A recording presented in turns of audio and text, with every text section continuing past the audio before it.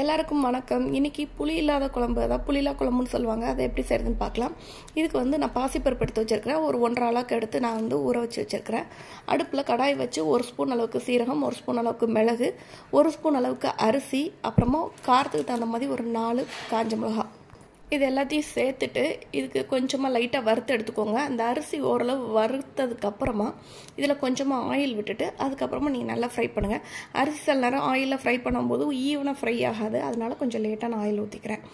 இது நல்லா ஃப்ரை ஆகி அரிசி நல்லா பொரிஞ்ச அரிசி மாதிரி வரணும். மிளகு கொஞ்சம் வெடிக்கிற அளவுக்கு வந்தால் போதும்.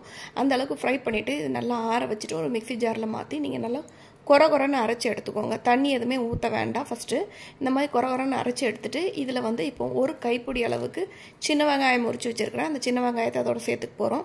ஒரு 4-5 பூண்டு பல் அதையும் அதிலே சேர்த்துக்கலாம்.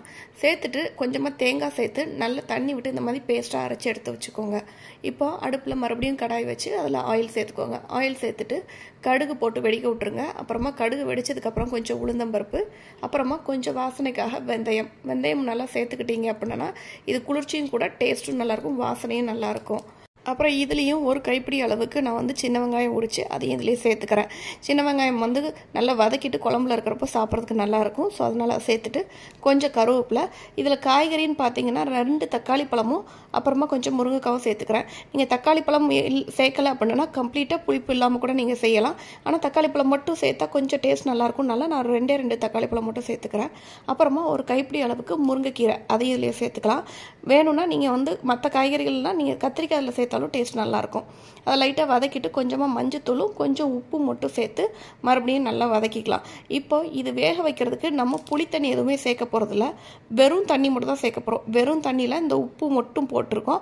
அந்த உப்பு மட்டும் அதில் இறங்குற அளவுக்கு இந்த காய்கறிகள் நல்லா வேகணும். அது வேகிறதுக்கு கொஞ்சம் டைம் கொடுக்கலாம். ஸோ அதனால் தண்ணி ஊற்றிட்டு கிண்டி வச்சுட்டு நீங்கள் மூடி வச்சுருங்க. வழக்கமாக நம்ம இந்த டைமில் புளி சேர்க்குற குழம்பா இருந்தால் இதுலேயே நீங்கள் தண்ணிக்கு பதிலாக புளி சேர்த்துட்டு நீங்கள் அப்படியே வேக வச்சுக்கலாம். இப்போ பாருங்கள், ஓரளவு காய்கறி வெந்துருச்சு.